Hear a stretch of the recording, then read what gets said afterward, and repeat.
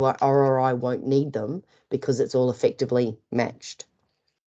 Is that answering your question? Sorry.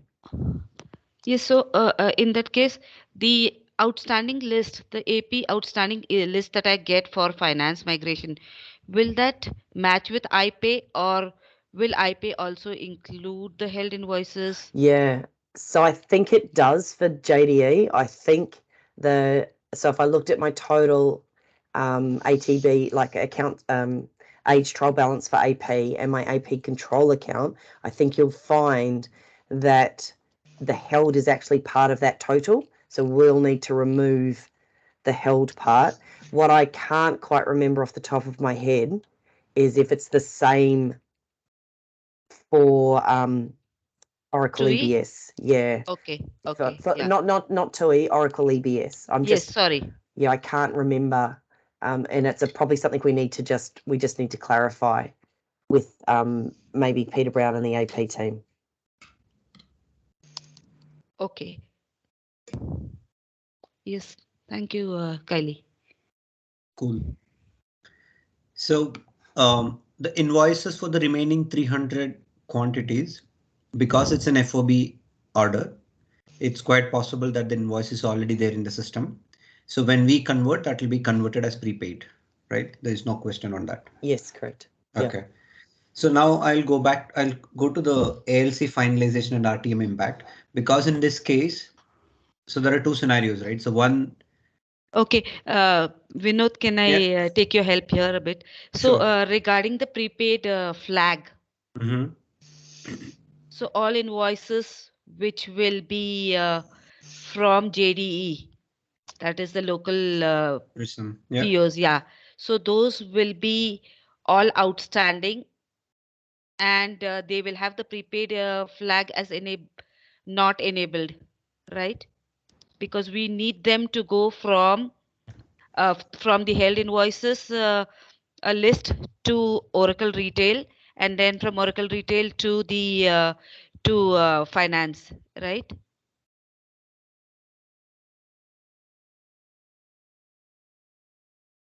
Sorry, you're asking a question which is not really my area, but yeah, I'll okay. try. So I will just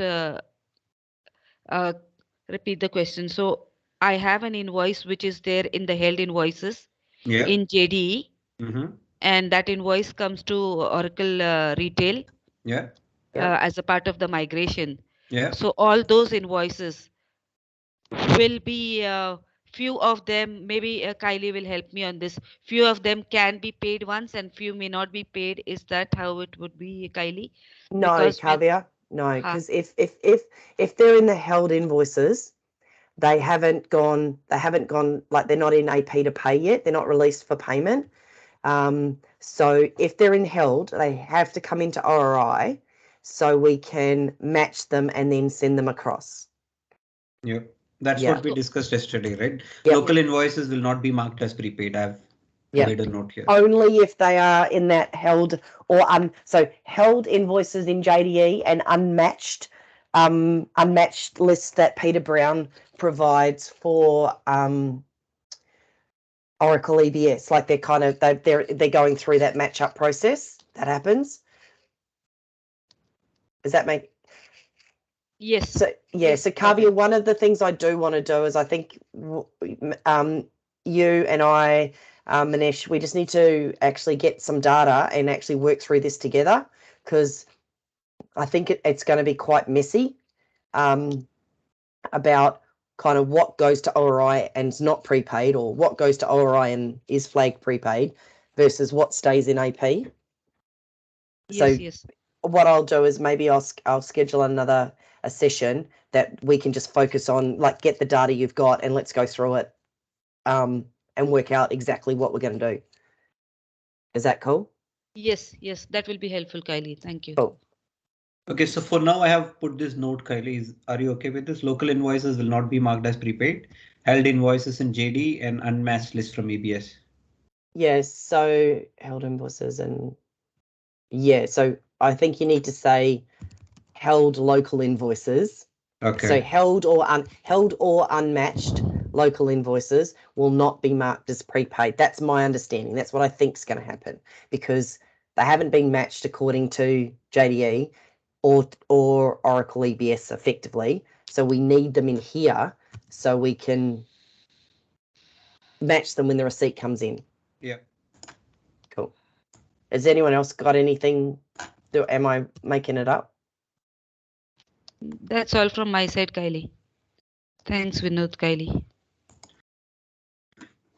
All good. Okay, so I'll go back to the partial receipt scenario. So yeah, we are not going to do any ALC finalization for the one which is already received. So for the remaining 300 quantity, okay, sorry, the remaining 300, it can be on the way as well, right? So I'm just thinking about another scenario, Kylie. So in this case, it is possible that the supplier has already sent an SH event for this 300.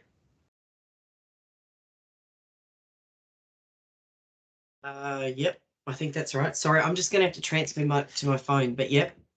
Okay, so if there is an SH event already there for this 300, we are not going to do any ALC finalization because we'll just use the dummy component, but whatever cost sheet data that we are getting as part of conversion, that will be used while when it is received, and that will be used as a WAC, right? So we are not going to do any ALC finalization for these quantity.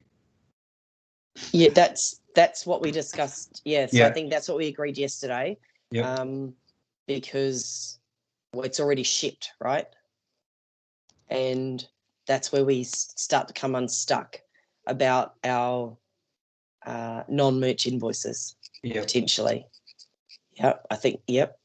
So what I mentioned here is if this 300 quantity, if it is still open with supplier, like supplier has not shipped anything, then post go live, we'll get an ASN, right? And then we can do all the remaining processes of getting ASN, getting transportation, finalizing the ALC and everything, right? So that will work as it is. Yeah, so the only... Sorry, having a few moments with my technology. So the only thing would be is that if we've already got an invoice for the stock, we'd bring that in as prepaid. Yep. And then the rest of it would just be, we'd be waiting for the ASN and stuff. Yeah. Cool.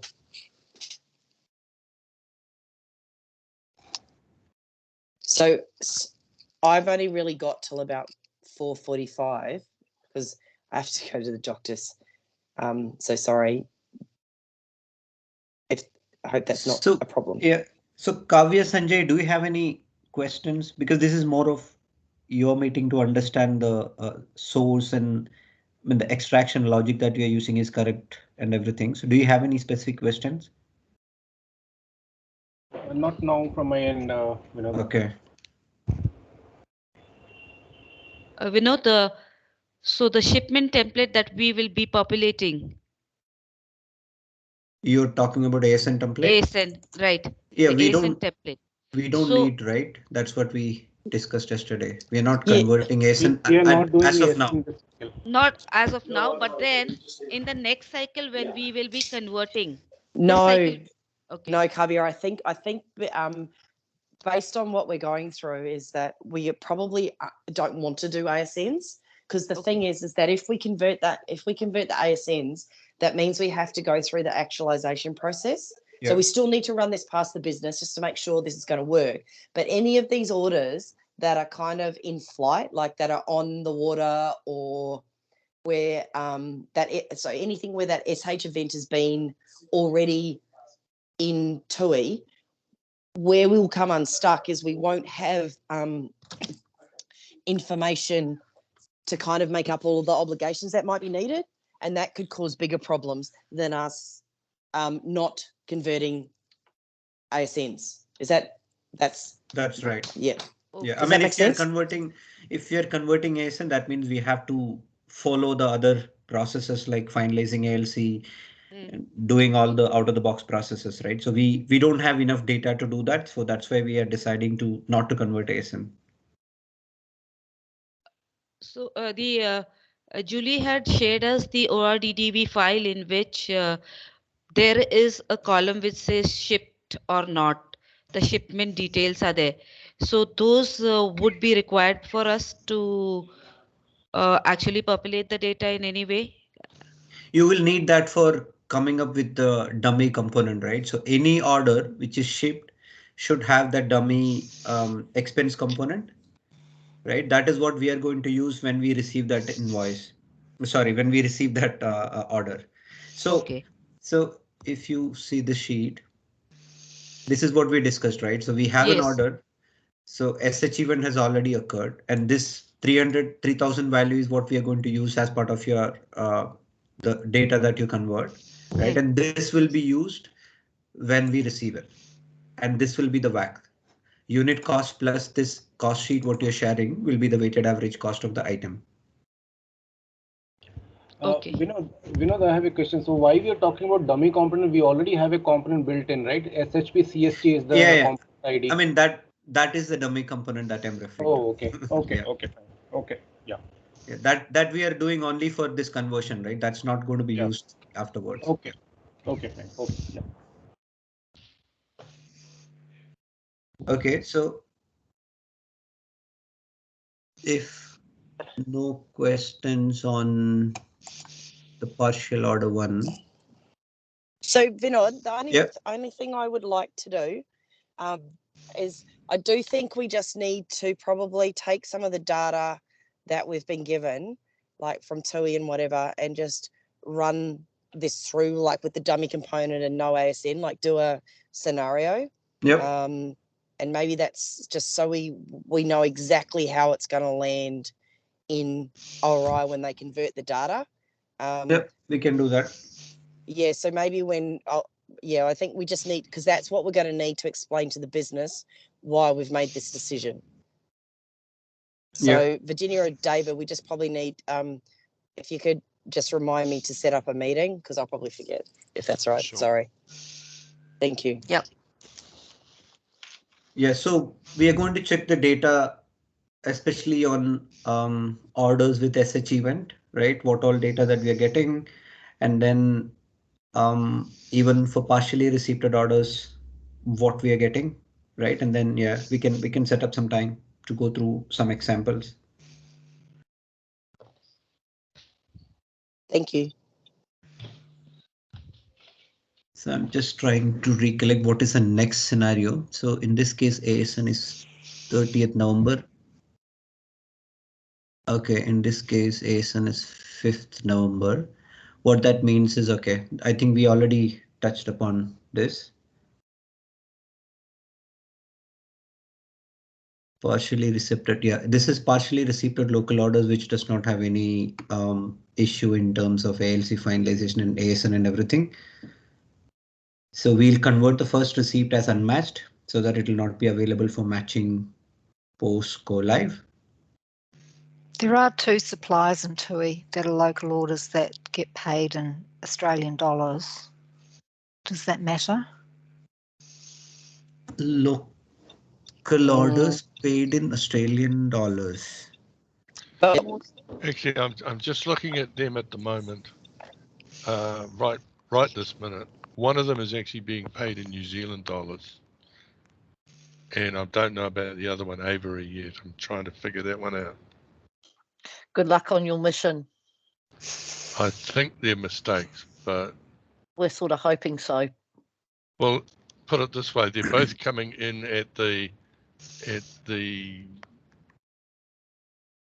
product cost into WAC. So if we're paying on the converted rate, we're definitely losing money on the deal. Okay, let's fix that.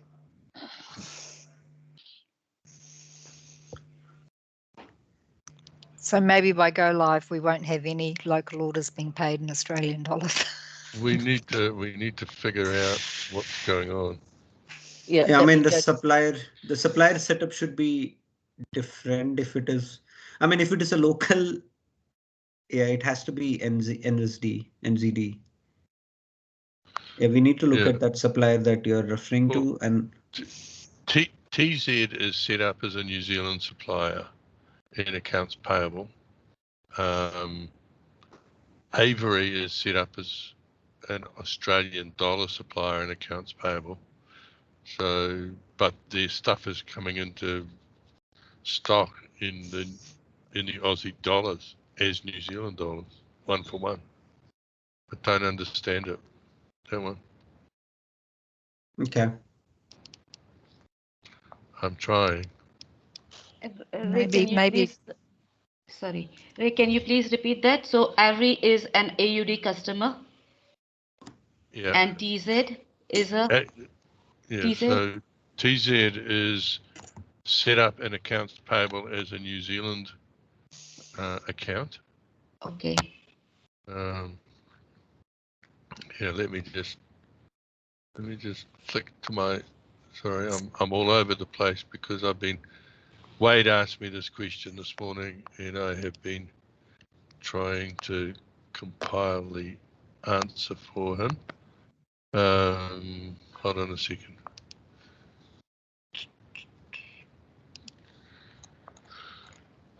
So, can I share for a second?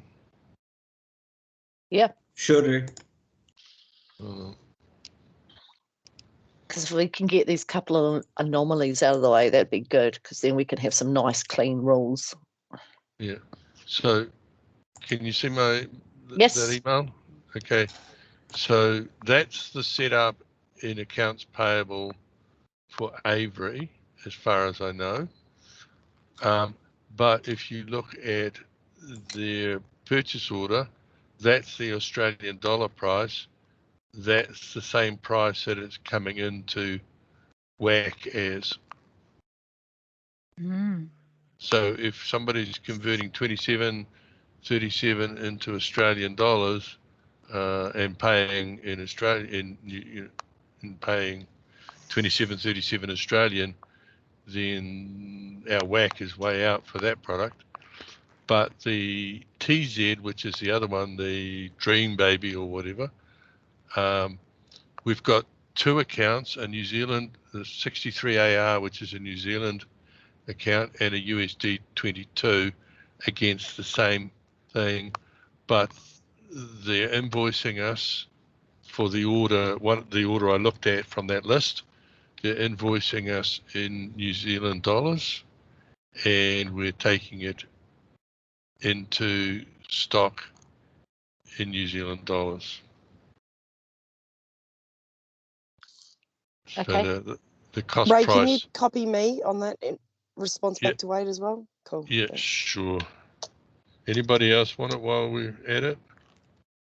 Include me, Ray, because I'm just wondering if we're only half pie handling these local orders in Australian dollars. Is that Marie? Rick, Julie, can you sorry. please include me as well? Just send it to Marie. Yeah. Yeah, Yeah. Julie, settle down. Yeah. Marie, which Marie? Marie Yeah, at Jayfield? Yeah, that's me. Okay, and who Yes, was that? Virginia that wanted it as well. Julie. Yeah, but just send it to Marie. Just me. No, I thought I heard Virginia wanting it as well. Oh, you can send it to me, Ray. Mm-hmm. Yes, send it to Virginia. Yeah. Okay. Thanks, guys. Cool. Yeah, no, it's a very interesting one, that one. It's always good when you go look at the data on mass and you find these little anomalies. Yeah. Get them cleaned up. I was very, very clearly told years ago by accounts payable that the conditions for our local supplier were price in New Zealand dollars, New Zealand bank account, New Zealand GST register. Oh, well, maybe we need to change some validation so we don't get any more appearing and surprising us. Yeah. Yeah. That's what we'll do. We'll clean it up and lock it down so they can't, if that's the rules. Cool. Thank you. Okay. I just sent that. So Connie has to run away because she needs to go look after herself. Yes, she does. She doesn't Yes. sound very, very good at the moment. And it's 4:44. It's a magic number for her to run away on. I think she's already gone. Excellent. So Bernard, Are we going to cover any more? I just have one more question, and then it's Yep. yeah. If Sanjay or Kavya has question, then we can address those. So Julie, you mentioned about partial receipt and matching invoices, right? For FOB orders, because in this case FOB was split into 2 shipments. Can the same thing happen for local orders as well? They can only have one shipment. Today, Okay. no. Okay. Next week, maybe. Okay. That's true. There's a bunch of work going on with Jade at the moment, which Yes. may end up with multiple shipments for local orders. Yeah, that's the splitting FID orders, isn't it? Into multiple Yeah. shipments. Yeah. And Kylie was planning to, she was at a meeting this morning, I think it was. She was planning that to run that past Logic and talk to them about the concept. So not at the moment, but it could happen very Before we soon. convert, it can happen, right? So then I think we have to capture that scenario as well. Yes. So if this split happens, Ray, even the invoice can come for a shipment, right? And then one shipment can get matched and the other can be unmatched. Yes. Okay. Yeah, I'm not sure how invoicing would work. Often when we have multiple shipments, it's actually the same order. They've just arrived on different trucks. Okay. Just to make sure, you know, from a conversion perspective, we are covered, I'll add that scenario as well, similar to what we did for FOB, so that the conversion team can take care of that scenario as well. Okay. Yep. I don't have any other question. Unless Sanjay, Kavya, do you have any other questions?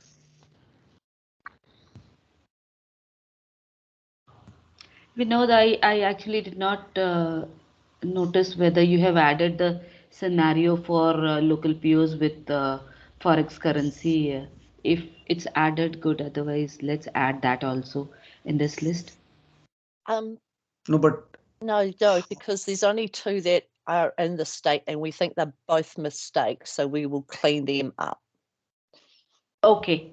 Yeah, I don't think it's something that we're going to end up migrating. You might have it currently, and yep. but just be aware that there are anomalies, and that's what they feel like, and I'm damn sure we're going to make it beautiful. Okay, so in that case, you probably might make the currency change, or maybe the unit cost in the PO. Is that what is the change that we will have in the source data for POs? Hopefully they'll all be paid by then, by the time we do the real thing. Okay. Well, Okay. how about we make them pay, because we say, like, otherwise you're holding up a major freaking part of this project. Okay. That's like wishful thinking. Oh, hey, look, they could well be paid. Well, the next time we do a migration, we'll just have a look and track it. Okay. We'll track them as 2 anomalies and deal with them as that. I don't want to put any rules for these 2. They're weird. And I think one of the payment terms was 63 days, wasn't it, Ray? So yeah, but they were local. Mm. That's okay. Any other questions?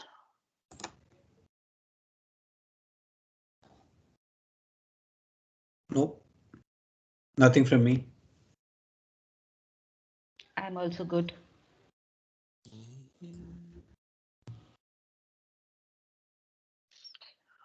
Cool. Can we finish for the day? Well, I know some of you won't be, but I feel like I've done 2 days worth of work today, or meetings. I feel like it too. It's been a bit of a week. Yep. Yeah, so just to finish up, what's the action items? I know that Sanjay, you need to actually come back to us with the cost sheet and something else as well. The cost sheet, source data only, Virginia. Was there anything else? And then for split receipt, whether you're getting the match status or not, like in case of 1,000. Yeah, Kavya, can you just check on this please as well?